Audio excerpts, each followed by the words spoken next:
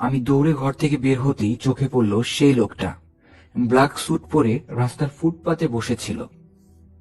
গলার টাইটা বেশ ঢোলা অবস্থাতে অগোছালো হয়েছিল। একটু ভালো করে খেয়াল করতেই দেখলাম সে তার জুতোর ময়লা খুব আলতোভাবে পরিষ্কার করছে।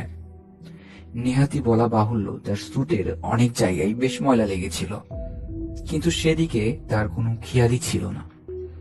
আমি গলাটা একটু হুসখুস করে তাকে ডাকলাম, এই যে এই যে মিস্টার, শুনছেন শুনছেন মিস্টার? সে একদম যেন কিছু শুনলই না। খেয়াল করলাম স্যুটের ইনসাইড পকেট থেকে একটা ডান হিলের শলাকা বের করে ঠোঁটে নিল। প্যান্টের ডান পকেট থেকে দেশলাই বের করে সিগারেটটা জ্বালালো। বাম পকেটে দেশলাইটা রেখে দিল। খুব আনমনে ভাবে সে আমার দিকে এগিয়ে এলো। কি জানি এক খুবই ভারী কণ্ঠে সে আমাকে বলল,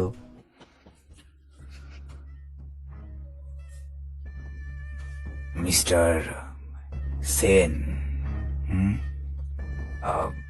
রামদূত সেন, তাই তো? হ্যাঁ হ্যাঁ, আমি রামদূত সেন।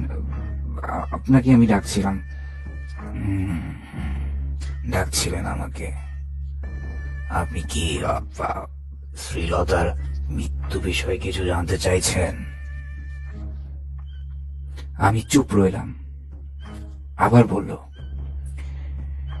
শ্রীলতা তো মৃত্যু রাতে আপনার সাথেই ছিল বোধহয়, তাই না? আমি বেশ অবাক হলাম এবং আমি আবারও চুপই রইলাম। আর এই পুরো বিষয়টা আমি হ্যান্ডেল করছি। আর আমাকে চিনতে কি বেশ কষ্ট হচ্ছে। আমি